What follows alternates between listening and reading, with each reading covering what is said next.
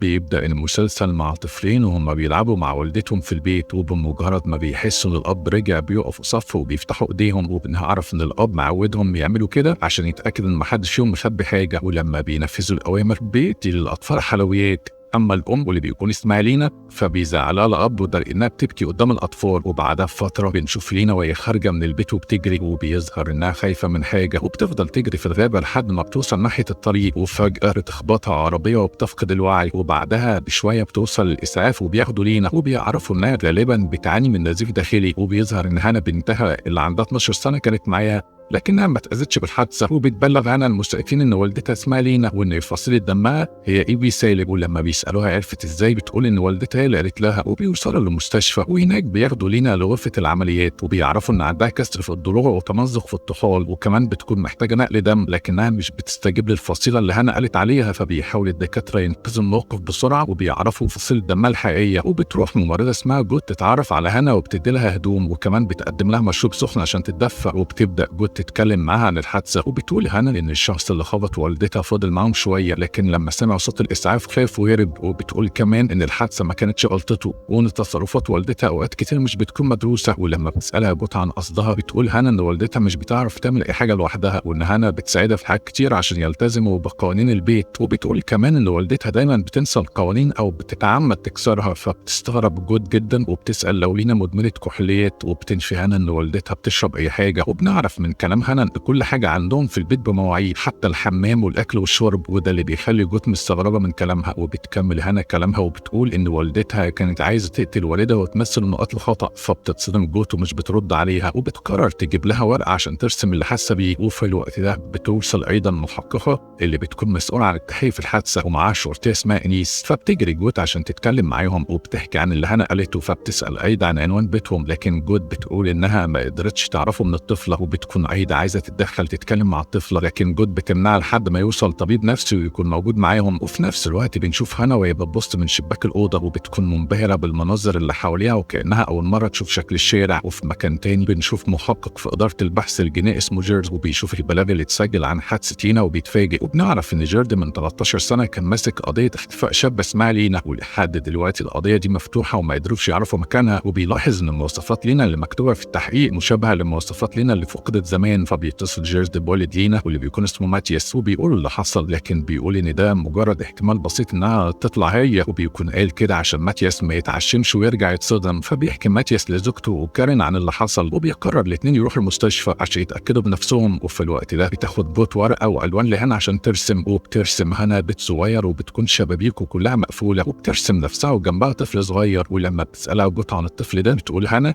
إن ده يوناثان أخوها الصغير اللي عنده 8 سنين وإنه موجود في البيت دلوقتي ومطلوب منه ينظف بقعة الدم من على السجادة. وبترفض هنا تديلها العنوان وبتقول إن أخوها هيخاف لما يشوفهم. وبعدها بيوصل الطبيب النفسي واللي بيكون اسمه بندكت وبتدخل عايدة معاه عشان يتكلموا مع الطفلة وبيستغربوا من طريقة استقبالها ليهم وإنها بتفتح إيديها لأي شخص يدخل الغرفة. فبتقول لهم هنا إن دي قاعدة عندهم في البيت. وبتاخد جوت المحققة عايدة على جنب وبتحكي اللي عرفته عن يوناثان. وبيبدأ بندكت وعايدة يتكلموا مع الطفلة اللي بتقول إن ما عندهاش أي أصدقاء وإنها ترضى على التعليم المنزلي ووالدتها هي اللي بتذاكر لهم. فبتسأل عايدة عن سبب جريهم في الغابة في وقت زي ده لكن هنا مش بترد عليها وبتطلب إنها تشوف جوت. وبيظهر إنها ارتاحت لها وبتقول هنا إن عندها قطة اسمها تنكي وإنها في البيت مع يوناثان وبترفض إنها تقول أي حاجة تانية. ولما عايدة بتحاول إنها تضغط عليها بيوقفها الدكتور بندكت اللي بيكون أهم حاجة بالنسبة له نفسية الطفلة. وفي الوقت ده بيوصل ماتياس وكارين على المستشفى وبيعرفوا إن لينا حاليا في العناية المركزة وبيصروا إنهم يشوفوها. فبيبلغهم الطبيب إنهم اضطروا يستأصلوا الطحال وبيدخل الاثنين عشان يشوفوها. وبالرغم من الشمع الكبير بينها وبين بنتهم وكمان وجود نفس العلامة في كف الإيد لكنهم بيبقوا متأكدين إنها مش بنتهم. وبينهار ماتياس فبيخرجوا الطبيب بسرعة. وفي الوقت ده بيوصل جيرد للمستشفى وأثناء ما هو بيحكي الأيضا عن قضية اختفاء لينا بيسمع صوت ماتياس فبيجروا على هناك وبيحاول جيرد إنه يهديه لكن ماتياس بيتعصب عليه وبيلومه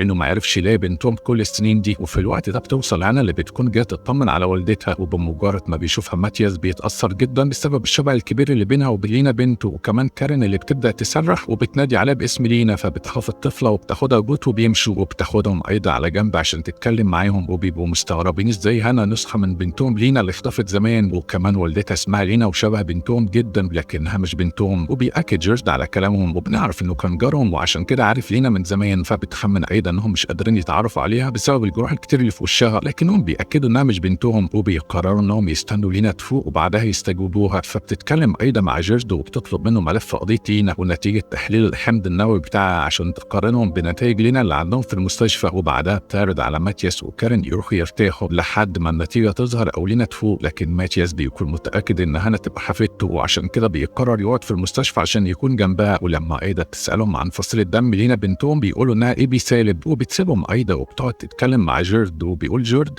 إن ده أول دليل يظهر من 13 سنة، وعشان كده هو حاسس إن في أمل. وفي الوقت ده بيجي لينا اتصال من إنيس وبنعرف إنهم عايزين يفتشوا المنطقة اللي عند الغابة عشان يوصلوا ليوناثان، فبتضطر أيضا تسيب المستشفى وبتطلب من جيرد يفضل جنب ماتياس وكارين عشان لو احتاجوا أي حاجة، ولو لينا فائت يتكلم معاها ويبلغها بأي معلومات ممكن تفيدهم. وبعدها على طول بيدخل جيرد للعناية المركزة وبيلاحظ على المريضة وجود نفس العلامة اللي كانت على إيدينا زمان، وبيبدأ جيرد إنه يتكلم معاها على أمل إنها تفوق أسرع، وفعلا بتفوق ولكنها بتبقى خايفة. ولما بيسألها جيرد عن اسمها بترد عليها وبتقول إنها لينا، وبتدخل الممرضة بسرعة وبتحاول تهديها. وفي الوقت ده بتاخد إنيس ملابس لينا اللي كانت لابساها وقت الحادثة وبتشممها للكلاب عشان يوصلوهم لبيتها. أما عيدة فبتكون في الطريق ليهم وبيجي لها اتصال من جيرد اللي بيحكي لها اللي حصل، وبيقول إن البنت عرفت نفسها باسم لينا وإن عندها نفس العلامة، لكن باين من شكلها إنها ندبة حديثة. وفي الوقت ده بيدخل جوت وبندكت يطمنوا على هانا، وبتكون جوت جايبه لها فطار وبتروح تفتح ستاير الأوضة، لكن هانا مش بتستحمل الضوء وكأن عمرها ما شافت ضوء الشمس قبل كده، فبتقفل جوت الستاير بسرعة وبتسألهم هانا لو جدها لسه موجود، وبيظهر إنها عارفاه كويس وبتقول إن والد والدتها لينا وإنها قابلته قبل كده. فبيحكي جيرد اللي حصل لبندكت، وبيقول بندكت إن هانا ممكن تكون بتقول الحقيقة فعلا وممكن تكون دي قصة من خيالها. وعلى الناحية التانية بتكون هانا قاعدة مع الممرضة جوت اللي بتديلها نظارة شمس لحد ما تتعود على الضوء، وبتاخدها عشان يبصوا من الشباك، وبيصدر إن هانا مستمتعة بضوء الشمس. وبيروح جيرد عند ماتياس وكارين وبيحكي عن كلام الطفلة، فبيخمن ماتياس إن جيرد بيتهمه بخطف بنته، وعشان كده بيرفض يرد عليه وبيخرج من الأوضة وهو متعصب. وفي الوقت ده بتاخد جوت عينة حمض نووي من هانا عشان يقارنوها بوالدتها وجدها، وبتقعد جوت تتكلم مع الطفلة وبتقول إن الدكتور بندكت هياخدها معاه للعيادة النفسية اللي بيشتغل فيها وإنها لازم تقعد هناك فترة. فبتتضايق هانا وده لأنها مش بتثق في حد غير جوت، وبتطلب إنها تشوف والدتها قبل ما تمشي، فبتقرر جوت تاخدها لهناك من غير ما تقول لحد، وبتسلم هانا على والدتها اللي بتكون نايمة وبتمشي. وبيظهر إن لينا فايقة ولكن كانت بتمثل إنها نايمة، وبمجرد ما بيعرف جيرد إنها فاقت بيدخل يتكلم معاها وبيطلب إنه يعرف اسمها الحقيقي، لكنها بترفض تتكلم. فبيطلع جيرد صورة لينا الحقيقية وبيوريها لها وبيبدأ إنه يحكي قصتها، وبنعرف إنها خريجة كلية حقوق وكانت بتحب الرسم جدا، وفي يوم الاختفاء كانت في حفلة مع أصحابها وشربت كتير، وفي طريقها للبيت تليفونها اتقفل واختفت. وبيقول جيرد إنهم حققوا مع كل اللي كانوا في الحفلة لكن محدش كان يعرف حاجة، ولحد دلوقتي ما يعرفوش إيه اللي حصل لها، وبيترجاها تقول الحقيقة. ولما بتحاول إنها تتكلم بتفتكر لما والد الأطفال كان بيهددها، فبتخاف جدا وبتضطر الممرضة تديلها مهدئ، وبعدها بتقرب من الممرضة وبتطلب منها تشوف إذا كانت حامل ولا لا. وبيشوفهم ماتياس وهم واخدين هانا من العيادة، فبيقرر يراقبهم عشان يعرف هياخدوها على فين. وفي الوقت ده بتقعد كارين تتكلم مع جيرد وبتقول إن بقالهم 13 سنة بيحاولوا يتجاوزوا اللي حصل ومش قادرين، وإنهم مؤخرا بدأوا يفقدوا الأمل إنهم يلاقوا بنتهم، وكانوا بيحاولوا ينسوا الموضوع، وعشان كده كانوا بيخططوا يسافروا باريس يحتفلوا بعيد جوازهم. وبيعرض عليها جيرد تروح ترتاح شويه، وفي موقع الحادثه بيلاقوا قطعه قماش عند منطقه عسكريه مهجوره واللي بتكون متحوطه بسياج من كل النواحي، وبيكون ممنوع انهم يدخلوا المكان بدون اذن، وده لانها منطقه عسكريه، ولكن الاذن هيحتاج وقت طويل. وبتكون عايده خايفه على يوناثان جدا، وعشان كده بتأمرهم يقتحموا المكان على مسؤوليتها الخاصه، وبيشوفوا مسؤول الامن بتاع المكان وبيحاول يمنعهم، وبيقولوا انه ما يعرفش في ايه جوه عشان مش مسموح له يدخل، وبينصحها تستنى الإذن، لكن عايدة بترفض إنها تسمع الكلام وبتأمرهم يفكوا السياج. وأثناء فحص المنطقة بيسمعوا صوت انفجار، وبتجري عايدة ورا مصدر الصوت، وبيظهر إن في واحد من الفريق اتصاب وفقد رجله، وبتكتشف إن المكان مليان ألغام، فبتخاف عايدة على وظيفتها، وده الإنهاء اللي أمرتهم يقتحموا المكان. وبتعرف الحكومة باللي حصل وبيتم إبلاغ عايدة إنها قريب جدا هتتوقف عن العمل، وعشان كده بتكون مهتمة إنها تلاقي الأطفال في أسرع وقت، وبتستدعي فريق إزالة الألغام. وفي الوقت ده بتكون هانا لسه في الطريق، وبياخدها بندكت على عيادة مخصصة لرعاية الأطفال المضطربين نفسيا، وهناك بيقعدوها في أوضة لوحدها. وفي الوقت ده بيوصل فريق إزالة الألغام وبيبدأوا شغلهم، وبتتواصل إليس مع المسؤول واللي بيقول إن دي مستحيل تكون منطقة عسكرية مهجورة، وده لأنهم لما بيخلصوا شغل في مكان معين لازم يتخلصوا من كل الألغام قبل ما يدخلوا المكان. وبترجع كارين على البيت لوحدها بعد ما حاولت تتصل بماتياس أكتر من مرة لكنه ما كانش بيرد، وبتتفاجئ إن ماتياس موجود في البيت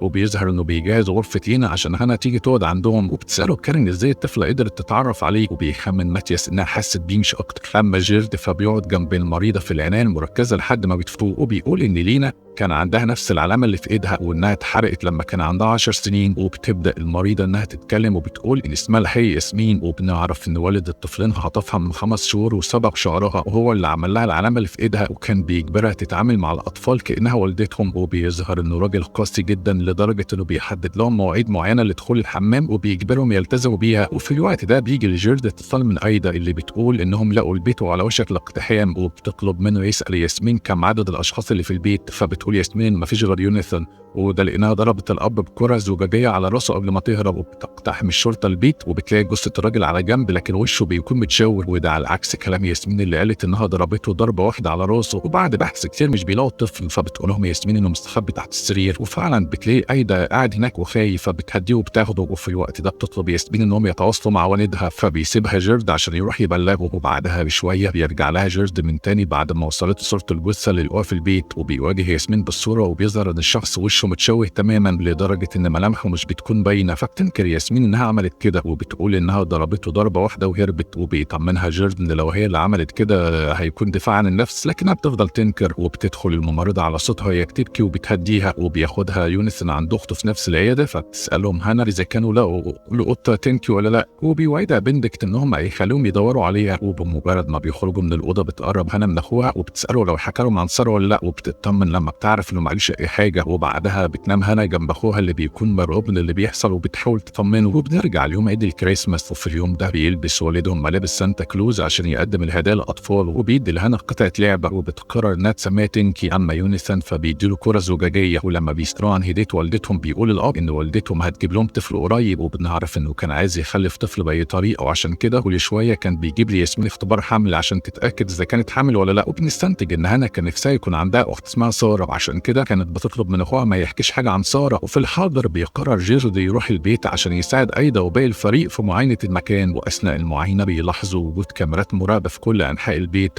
وبتخمن واحدة من الفريق إنها بتنقل التسجيلات عن طريق الواي فاي، وبيبدأوا بحثهم عن الجهاز في البيت. وأثناء البحث بيلاقي جيرد مجموعة رسومات في سقف سرير الأطفال، واللي بيكون من ضمنهم رسمة لوش ماتياس، وبيعرف إن دي رسمة لينا. وبيستنتج إن هانا اتعرفت عليه من خلال الرسمة وكانت فاكرة إنها شافته قبل كده، فبيبعت الصورة لكارين وبيشرح لها اللي حصل. وبيلاحظ جيرد إن كل الشبابيك مقفولة بحديد زي ما هانا كانت بتشرح بالظبط. وبعد بحث كتير بيقدر واحد من الفريق يلاقي جهاز توصيل الإنترنت، وبمجرد ما بيفصلوا بتتفاعل قنبلة في المكان، وبيسمع صوتها واحد من الفريق فبيحذر الباقيين، وبيجروا كلهم بسرعة. ولحسن حظهم بيقدروا إنهم يهربوا قبل انفجار البيت، لكن للأسف بيفقدوا كل الأدلة اللي كانت معاهم جوه البيت. وبنعرف إنهم خرجوا جثة المجرم قبل الانفجار بشوية، فبياخدوها للطبيب الشرعي اللي بيقول إن السبب الوفاة كان كسر في الرقبة، وبعدها في حد شوه وشه. والمفاجأة إن نتيجة تحليل الحمض النووي بتقول إن الشخص ده مش والد الطفلين، وبيقول كمان إن الطفلين من أم واحدة واللي هي لينا اللي فقدت من 13 سنة، ولكنهم مش من نفس الأب. وبكده يكون عندنا أبين مجهولين وكمان هوية صاحب الجثة دي. وبنرجع بالزمن ليوم اختفاء ياسمين، وبيظهر إنها كانت عايشة لوحدها، وفي اليوم ده راحت مقابلة عمل. وبعد انتهاء المقابلة وأثناء ما هي في طريقها للعربية ظهر شخص مجهول وخطفها. وفي الحاضر بيعدي فترة على وجود ياسمين في المستشفى، وبعد استقرار وضعها الصحي بتقرر ياسمين إنها تخرج، وبتأكد عليها الدكتورة إنها تكون موجودة في مواعيد المتابعة بتاعتها. وبيجي والد ياسمين عشان يستلمها وبيعرض عليها إنها تروح مع البيت، لكن ياسمين بترفض تماما، وبيظهر إنها لسه متأثرة باللي مرت بيه ومش قادرة تحكي لحد اللي حصل، وعشان كده عايزة تقعد لوحدها فترة معينة. وبالرغم من خوف والدها عليها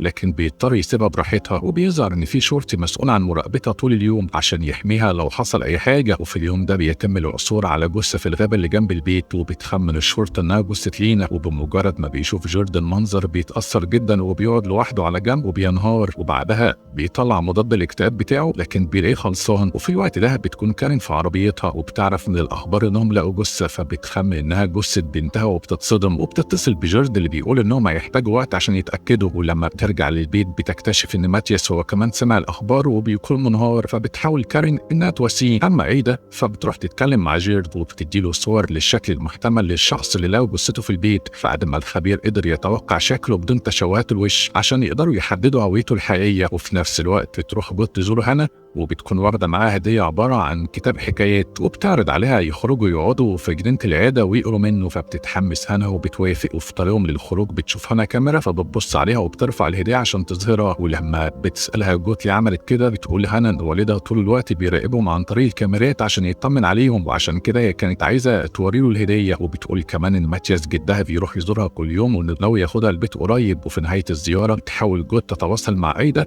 عشان تحكي لها عن موضوع الكاميرات، لكن أيدا مش بترد عليها. وعلى الناحية التانية بنشوف ياسمين وهي قاعدة في الشقة بتاعتها، وبيظهر انها لسه متأثرة باللي حصل لدرجة انها مش بتقدر تاكل وتشرب او حتى تدخل الحمام غير في المواعيد اللي كانت متعودة عليها. وبتفضل تسمع صوت المجرم في ودانها وكأنه لسه موجود وبيهددها بالقتل لو كسرت القواعد. وفي الوقت ده بيكون أيدا وجيرد عند الطبيب الشرعي اللي بيقول ان دي مش جثة لينا وانها مقتولة من حوالي 15 شهر. وبما ان ياسمين اتخطفت من 5 شهور بس، فده معناه ان وارد يكون في ضحايا في الفترة اللي بينهم. وبيقول الطبيب انه لقى توكة في شعر الجثة وفيها بقايا شعر لشخص تاني، ولما حللها لقاها تخص لينا، وده معناه ان الضحية كانت بتستخدم ادوات لينا الشخصية، وبالتالي جايز كانوا عايشين في نفس المكان. وبيقرر المحققين يدوروا على اسامي كل البنات اللي اختفت الكام سنة اللي فاتوا في المناطق القريبة. وبعدها بيروح جيرد يزور ماتياس وكارن وبيطمنهم انها ما طلعتش جثة لينا. وبيخمن جيرد ان لينا كانت اول زوجة للمجرم وانه حب يستبدلها ببنات تانيين، وكان بيجبرهم يغيروا شكلهم عشان يكونوا شبهها. وعشان كده الشرطة شك انهم لسه هيلاقوا ضحايا تانيين. وبيستنتج ماتياس من كلامه ان لينا ماتت، وعشان كده المجرم بدأ يدور على بديلة ليها. وبتفتكر ياسمين ذكرى ليها مع الطفلين، وبيظهر انها كانت طيبة معاهم جدا، ولما كانت بتلاقيهم زهقانين بسبب قعدة البيت كانت بتمثل انها بطاقة طيارة وهتطير بيهم عشان تلعب معاهم وتسليهم. وبتفوق ياسمين من ذكرياتها وبيظهر انها عايزة تنسى اللي حصل بأي طريقة، وعشان كده بتقرر ترجع لون شعرها اللون الغامق الطبيعي. وفي الوقت ده بيبلغ ماتياس كارين زوجته انه عايز هنا تقعد معاهم فترة بما انهم خلاص اتأكدوا انها حفيدتهم. فبتعترض كارين اللي بتقول انها مش تقدر تستحمل وان الطفل هتفكرهم بلينا طول الوقت، خصوصا انهم لسه مش عارفين اللي حصل لها. فبيتعصب ماتياس وبيسيبها وبيخرج. اما ايدا فبتروح تزور الاطفال وبتعرض صور الراجل اللي لقوه مقتول على هنا عشان يعرفوا اذا كان ده والدها ولا لا، لكن بيكتشفوا انها بتقول على اي راجل تشوفوا ان والدها، وعلشان كده مش بيستفيدوا من رايها. وبتتفاجئ ياسمين بحد بيخبط عليها الباب وبتقول انها جارتها وان والد ياسمين ساب لها ظرف بالحاجات اللي بنته هتحتاجها، وعشان كده جابت لها كل الطلبات دي. فبتستناها ياسمين لحد ما تمشي، وبعدها بتفتح الباب وبتاخد الحاجه اللي بيكون معظمها اكل وشرب. وبتتصدم لما بتلاقي وسطهم صبغه شعر باللون الاصفر، وبتستنتج ان المجرم هو اللي بعت الحاجه دي وانه بيراقبها، وعشان كده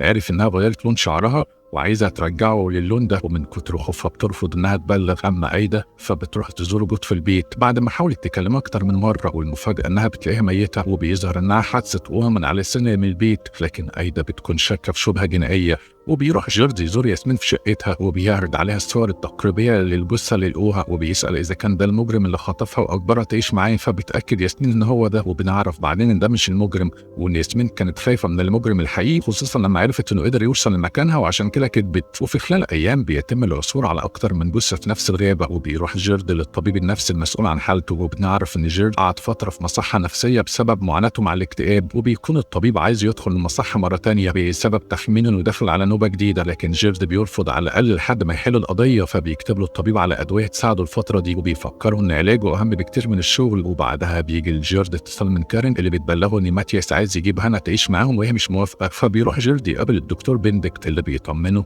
إن ده أكيد هيفيد هانا، وبيقول إن يوناثان لسه مش مستعد للخروج عشان كده لازم يفضل في العيادة. وفي الوقت ده بيكون ماتياس قاعد مع هانا، وأثناء ما هما بيقروا القصة في الجنينة بتلاحظ هانا إن القطة بتاعتها موجودة على جنب، لكن ماتياس مش بيكون عارف إنها فقدت لعبة في البيت وعشان كده مش بيستغرب. وفي نفس الوقت بيلاقي يوناثان اللعبة بتاعته تحت المخدة، وبكده بيكون المجرم قدر يوصلهم هما كمان. وعلى الناحية التانية بنشوف ياسمين اللي من كتر الخوف بتقرر تنتحر، وفجأة بتدخل على جارتها اللي بتقول إنها جاية تطمن عليها. فبتحس ياسمين إنها متراقبة وبتخمن إن البيت فيه كاميرات وإن المجرم هو اللي بيراقبها، وبعت جارتها عشان توقفها. وبتقدر الشرطة تحدد هوية الجثث اللي لقوهم، وبيظهر إن كلهم جثث بنات اتبلغ عن اختفائهم الكام سنة اللي فاتوا، فبيستنتجوا إنهم بيتعاملوا مع قاتل متسلسل. وفي الوقت ده بيوصل واحد اسمه راجنر واللي بيكون مدير شركة التأمين المسؤول عن المنطقة اللي فيها البيت، وبنعرف إنه كان ناوي يرفع قضية على أيدا بسبب اقتحام المكان بدون إذن، لكن بيقرر يرجع في كلامه. وبيستغربوا إنه جاي بنفسه عشان يعتذر. وبيخمن جيرد إن لينا كانت حامل في هانا وقت ما اختفت، وده لأنها اختفت من 13 سنة ولينا حاليا عندها حوالي 12 سنة، وعشان كده بيقرر يجمع كل الشباب اللي لينا كانت تعرفهم زمان وياخد منهم عينة حمض نووي عشان يتأكد إذا كانت هنا بنت حد فيهم، وبتروح عايدة تزور الشخص اللي اتصف الألغام، لكن بيظهر إنه مش قادر يسامحها لدرجة إنه بيطردها، وبترجع عايدة لبيته وبتحكي لزوجها على اللي حصل، فبيواسيها وبتظهر نتيجة الحمض النووي، وبيكتشف إن واحد من أصدقاء لنا القدامى هو والد هنا الحقيقي، وبنعرف إن اسمه فلو، فبيتم استدعائه وبيبلغوا جورد بالخبر، وبيتصدم فلو خصوصا إن عنده طفلين ومش هيقدر يتحمل مسؤولية طفل تالت، وبيخرج وهو مصدوم من اللي عرفه، وبيتصل جورد بأيدا وبيحكي لها اللي حصل، وبيتم استبعاد فلو كمشتبه فيه، وده لأن بقاله 12 سنة عايش في مدينة تانية. وبعدها بيروح جورد يزور ياسمين في شقتها، وبيلاحظ إنها رجعت لون شعرها للون الفاتح، فبيشك إن المجرم رجع يهددها، وبيقرر يدخل الحمام، وفعلا بيلاحظ وجود كاميرا وبيتأكد من شكوكه، وبيبلغ جورد إنهم لقوا العربية اللي خبطتها محروقة في الغابة، وبيبدأ يتكلم معها عن تفاصيل حياتها مع المجرم، فبتتعصب ياسمين وبيضطر جورد إنه يسيبها ويمشي، وبتوصل هنا مع ماتياس للبيت عشان تقعد معاهم كام يوم، وبيظهر إن كارين لسه مش مقتنعة خصوصا لما بتشوف تصرفات الطفلة، وبتقول لماتياس إنها مضطربة نفسيا ولازم تخضع للعلاج، لكن ماتياس بيرفض إنه يتخلى عن هنا، وبيوعد كارين إنه ياخدها لجلسات العلاج النفسي في موعدها، فبتاخد كارين شنطتها وبتقرر إنها تسيب البيت، ولما بيسألها تروح فين بتقول إنها عايزة تقعد لوحدها شوية، وبتقدر أيضا توصل لصاحب العربية اللي لقوها محروقة، وبيظهر إن هو نفس الشخص اللي لقوه مقتول في البيت، فبيستغربوا ليه ياسمين كدبت وقالت إن ده المجرم اللي خطفها، وبيقرروا يستجيبوا ياسمين. وفي الوقت ده بتروح كارين تزور يوناثان، وده لأنها بتكون متعاطفة معاه جدا بعد ما فاد أخته منه، وبتفتكر ياسمين اليوم اللي هربت فيه، وبنشوفها وهي بتذاكر للأطفال، وبمجرد ما بيسمعوا صوت مفتاح الأب بيجروا يقفوا في الصف، وبيلاحظ المجرم إن ياسمين بتبكي، فبيقرر إنه يعاقبها، لكن الأول بيكون عايزها تعمل اختبار حمل عشان يتأكد إذا كانت حامل ولا لا، فبتستغل ياسمين إنه مديلها ظهره وبتضربه على راسه، وبعدها تسرق المفتاح وبتنادي على الأطفال عشان يهربوا معاها، لكنهم مش بيرضوا. وتاني يوم بيصحى ماتياس من النوم وبيكتشف إن هنا مش موجودة في البيت، وبيظهر إن هنا في الوقت ده مع المجرم واللي بتكون فاكرة إنه والدها، والمفاجأة إنه بيكون هو نفسه راجنر صاحب شركة التأمين، وبيظهر إن هنا مطمنة وهي معاه، وبيقعد اتنين يتفرجوا على الكاميرات اللي بيستخدمها راجنر عشان يراقب ياسمين في شقتها، وبيبعت راجنر رسالة لياسمين بيقول لها إن ده الوقت المناسب، وبيطلب منها تخرج من الباب الخلفي وهو هيروح ياخدها. وفي الوقت ده بيكون جورد واقف تحت البيت، وبيجيله اتصال من ماتياس اللي بيبلغه باختفاء هنا، وفجأة بيلمح جورد ياسمين وهي خارجة تتسحب، فبيجري وراها، وبتركب ياسمين شاحنة كبيرة وبتمشي، فبياخد جورد عربيته وبيمشي وراهم. أما عايدة فبتروح لشركة التأمين بعد ما بدأت تشك فيهم، وبتكتشف إن الشركة دي هي اللي مسؤولة عن حماية بيوت معظم العائلات اللي لقوا جثث بناتهم، وكمان كانوا مسؤولين زمان عن حماية بيت ماتياس وكارين القديم. وبتعرف المعلومات دي من سكرتيرة راجنر، وأثناء ما هم بيدوروا في الملفات تلاحظ عايدة وجود صور لراجنر مدير الشركة وعيلته، وبتكتشف إن والدة راجنر كانت شبه لينا جدا، وبتقول السكرتيرة إن والدته هربت وهي صغيرة، وإن راجنر اتربى مع جده وجدته، فبتستنتج عايدة إن راجنر كان متأثر بغياب والدته، وعشان كده دور على واحدة شبهها عشان يتجوزها، وكل شوية كان بيستبدلها بواحدة تانية شبهها برضه. وبعد بحث كتير في سجلات الشركة بيعرفوا إن من 13 سنة حصل عطل في جهاز الإنذار اللي في بيت ماتياس وكارين، وفي موظف راح يصلحه، لكن بنعرف إن راجنر هو اللي راح بنفسه يصلح العطل، وده اليوم اللي شاف لينا فيه ولاحظ الشبه الكبير اللي بينها وبين والدته. وفي الحاضر بنشوف ياسمين وهي مع راجنر وهنا في العربية، وبتسأله ياسمين ما قتلهاش ليه زي الباقيين، وبنعرف إن هنا هي اللي طلبت منه كده. وبنرجع ليوم الحادثة وبيظهر إن هنا هي اللي طلبت من يونس إن ينظف البيت، وبعدها سابته هو وراجنر وجريت ورا ياسمين عشان ترجعها، لكن لقت العربية خبطتها، فمسكت جذع شجرة وضربت اللي خبطها على راسه. وبعدها وصل راجنر بعد ما فاق وكان ناوي يقتل ياسمين ويدفنها زي الباقيين، لكن هنا ترجته ما يعملش كده، وقالت إن دي أكتر أم حبتها بعد أمها الحقيقية لينا. فبيتأثر راجنر جدا خصوصا لما بيشوفها بتبكي، وعشان كده بيوافق. وبيظهر إن طول السنين دي فاكر إن هنا بنته هو، وبنعرف إن هنا هي اللي اقترحت على راجنر يطلب الإسعاف ويسيبهم هم يروحوا معاها، ولما ياسمين تخف يرجع ياخدهم لبيت جديد. وبعدها راجنر شاور وش الراجل عشان الشرطة تفتكر إن هو اللي مات، وبتتصدم ياسمين من اللي عرفته وبتخاف جدا. وفي الوقت ده بتكون أيدا قاعدة مع يوناثان وبتتأكد منه إن راجنر هو والده، وبيستغرب الطفل إن والدة راجنر شبه لينا والدته جدا. ولما بتسأله أيدا ليه ما هربش مع أخته بيقول له كان خايف وهنا أمرته يقعد في البيت. وفي الطريق للبيت الجديد اللي راجنر جهزه بتطلب ياسمين تدخل الحمام، فبيقف راجنر على جنب وبينزل معاها، وبيظهر إن ياسمين كانت مخبية آلة حادة فبتطلعها وبتطعن راجنر في رقبته، وبنعرف إنها كدبت وقالت له إنها حامل عشان يفرح. وفي الوقت ده بتصارحه إنها مش حامل ولا حاجة، وبتكون مبسوطة إنه مش هيكون عندها طفل منه. وبعدها ترجع للعربية وبتاخد هنا وبيقعدوا عند الشاطئ، وبنعرف إن ده حلم من أحلام هنا. وعشان كده بتكون مبسوطة جدًا إنها حققته، وفي الوقت ده بيقدر جيرد إنه يوصل لمكانهم وبيشوف راجنر وهو بيموت، فبيسأله على مكان جثة لينا وبيقول راجنر إنه دفنها في جنينة البيت وبعدها على طول بيموت، وبكده يكون راجنر مات بدون ما نعرف طريقة استدراجه لينا وباقي البنات وسبب قتله ليهم، وبيتصل جيرد على ماتياس عشان يطمنه إنهم لقوا هانا، فبيجري ماتياس لعنده وبيفضل الاتنين باصين عليهم وهُم متأثرين، وفي الوقت ده بيتم استخراج جثة لينا وبتدفنها أسرتها، وبما إن القضية خلاص انتهت بيقرر جيرد يدخل المصحة، أما ماتياس وكارين فبيحضروا مع مجموعة دعم عشان يقدروا يتجاوزوا وفاة بنتهم، وفي الوقت ده بتكون ياسمين بدأت ترجع لحياتها الطبيعية وبتحاول تنسى تأثير راجنر عليها كل الفترة دي.